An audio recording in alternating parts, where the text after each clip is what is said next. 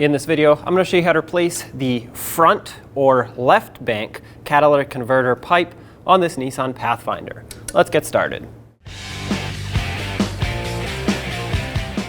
Let's unplug the downstream oxygen sensor on the front bank, and the connector for it is right here near this engine mount. You can see it has a white sheathing on the wire. You should be able to stick your hand up here, press on this tab.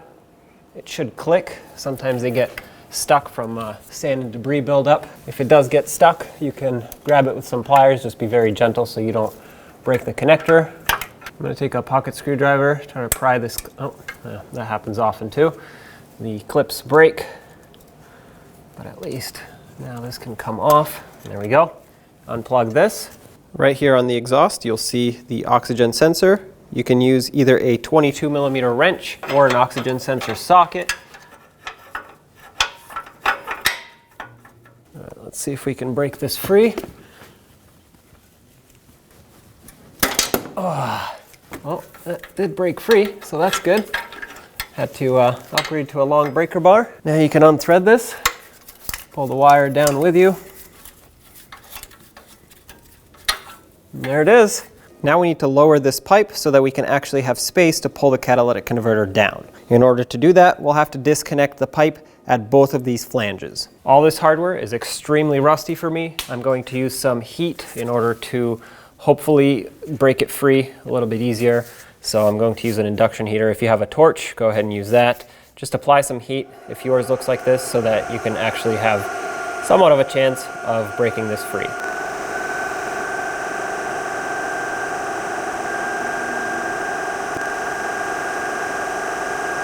Use a 14mm socket and break this free. All right, looks like the heat really worked for us. This looked extremely rusty, but I got it off and did not break it. And on the other side, there are two more 14mm bolts, or nuts, I guess. And there's one. This one for me is a little bit rounded off, so I'm going to put a 13mm socket on and hammer it. Yeah, there we go.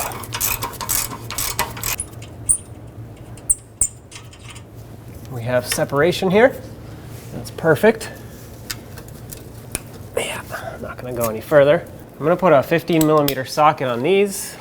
They are probably supposed to be 14s, but they're a little rusty.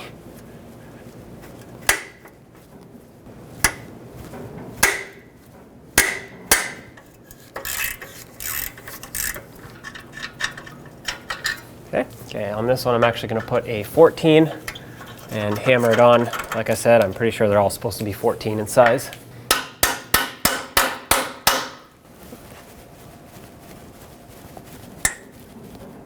I'm going to use a little bit of heat to heat up this flange here so the bolt hopefully can break free. Try to heat the flange, not the bolt. You're trying to expand the outer threads, not the bolt itself into the threads.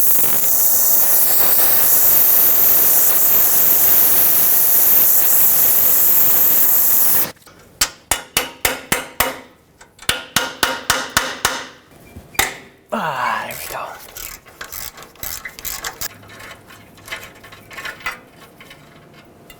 Alright, let's get to this top one.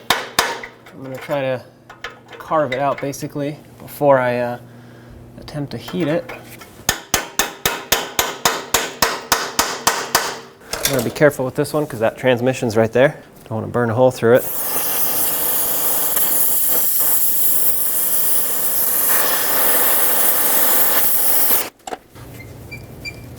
There we go.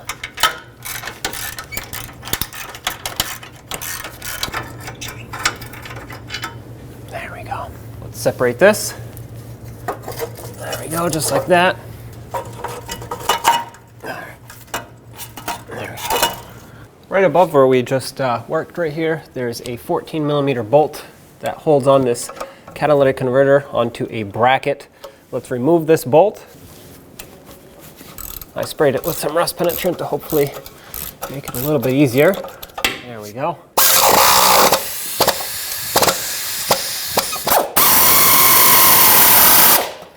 work it back and forth to hopefully break that rust loose.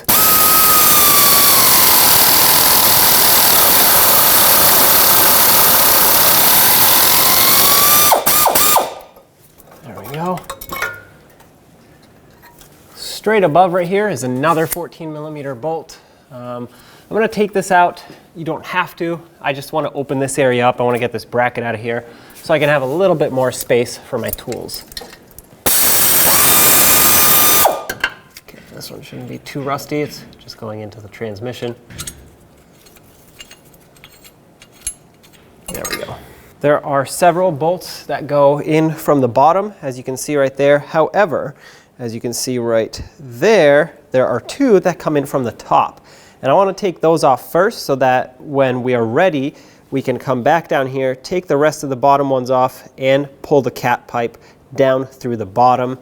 That's where it comes out of. You won't have any space to take it out from the top. To gain access to all the fasteners, we need to get towards the front of the front manifold. And to do that, I'm going to remove this shield that's in the way here, and we're going to access it through right here between the low radiator support and this cross member bar. There's just about this much space so we can stick our hands and our tools up there and do the job. To remove this, just take out all the push clips that hold this on. You can use a trim tool. A lot of these could break, well, just like that. They're usually weak from being underneath here, and if you have to replace them, well, make sure you have some on hand to replace them. Just go around, remove all of them so we can take this shield down.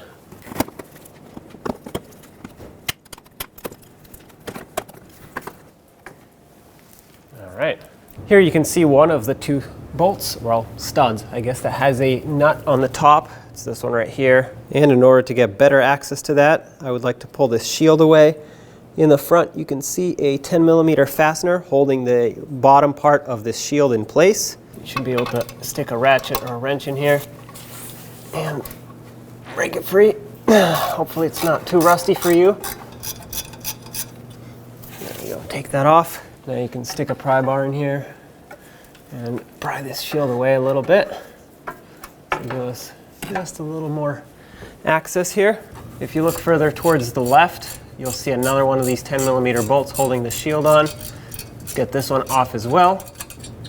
There we go. All right, now I can see things a little bit better. I can reach it better. I'm gonna put my 12mm wrench on here.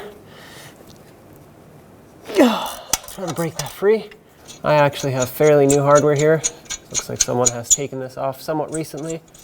So it's not rusty, which gives me an advantage here, but it is what it is. Hopefully yours isn't too rusty. So that's one. Let's get to the other one, which is right over there. Now we can get to the one that's towards the left side. This one's also going to be a 12mm. Get whatever tool you can in here.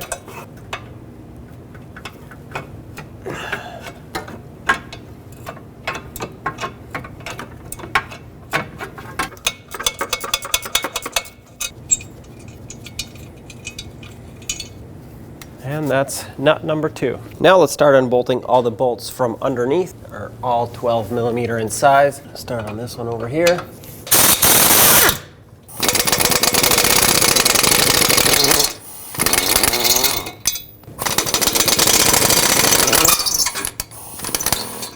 Okay, last one. Support the cat on this one so it doesn't fall to the ground.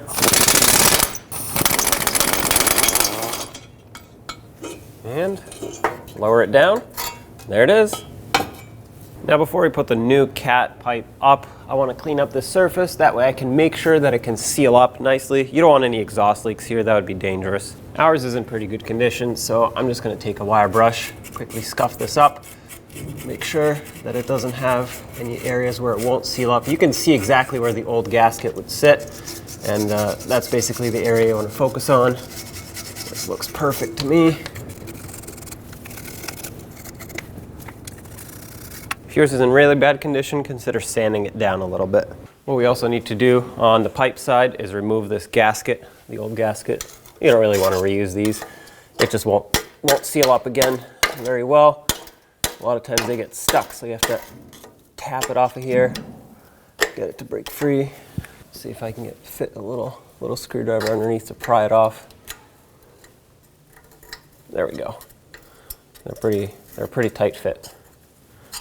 Once you slide it out of here, we're going to want to clean up this surface just a little bit as well. I'll use a wire brush on this too. It's not in too bad of condition. I just want to make sure the new one will seal up nice and tight. There we go. All right, let's wire brush that surface.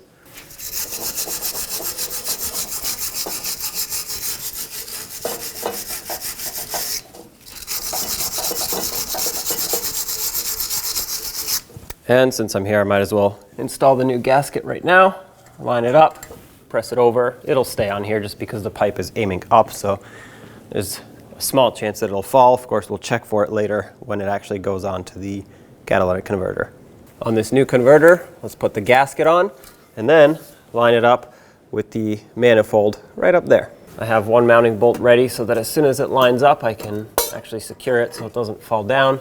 It doesn't matter which one you start, whatever you can reach. Throw it on by hand, make sure that gasket is still in position. I'm gonna make sure it is in a second once I thread this bolt on. Make sure these all thread on nicely, nice and smooth. You don't want these to cross thread. You'll have much bigger issues if they do. And with that one secured, let's put the next one on, which would be this one. Like I said, it really does not matter what order you put them in. It just matters that they actually start on and stay on.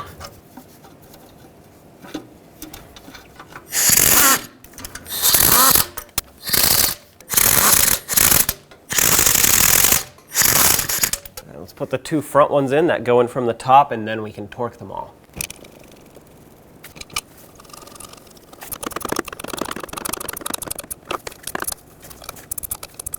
The torque for all of these is 24 foot-pounds. I cannot fit a torque wrench on these two front ones, so I'm going to tighten these up first. I'm going to take a long wrench and just make them as snug as I can. There we go.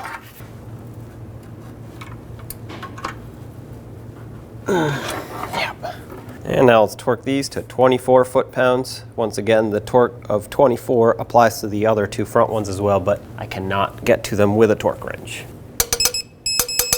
I'm gonna skip that one so I can kind of go in a cross pattern, sort of. Make sure everything gets seated. I'm gonna do this one over here, which I know you can't see.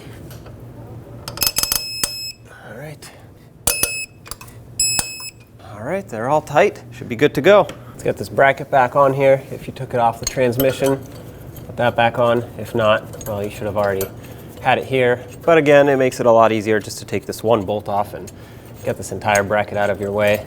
I'm not going to tighten it. I want to line it up with this first. Thread this bolt back in.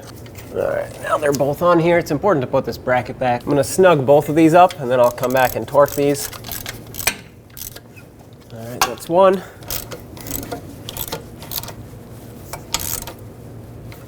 Both of these get torqued to 16 foot-pounds.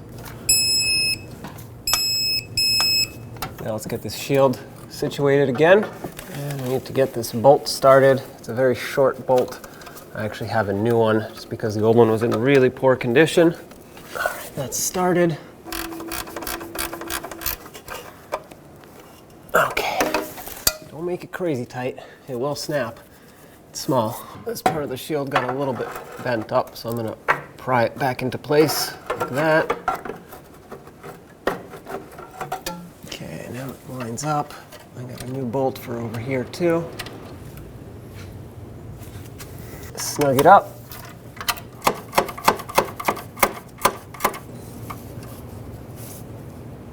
There we go.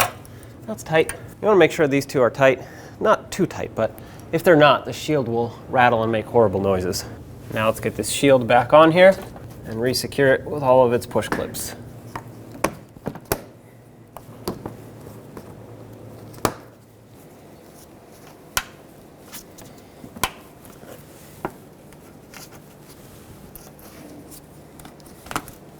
Now let's get these three bolts back in.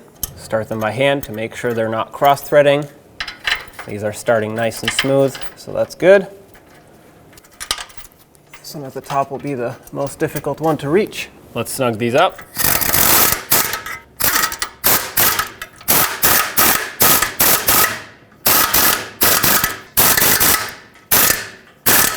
25 foot-pounds for all 3 of these, just enough to squish that gasket down.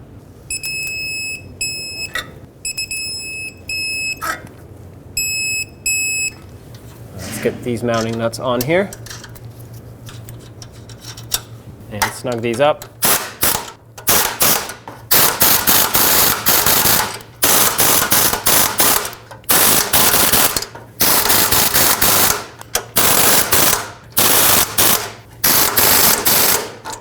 And torque these to 25 foot-pounds.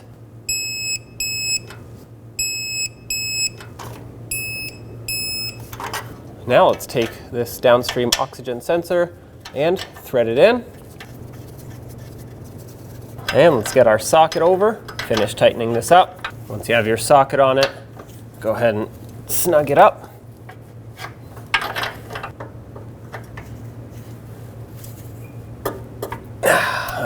Nice and tight. Get the socket off. Let's plug it in. This right here is the plug for it. So grab the wire, slide it on, make sure it clicks. And that just did, so that's locked in. Perfect. When only the best will do, demand TRQ. The only company that lets you view before you do. TRQ is committed to offering the highest quality aftermarket auto parts that are engineered for peace of mind. Thanks for using and viewing with TRQ.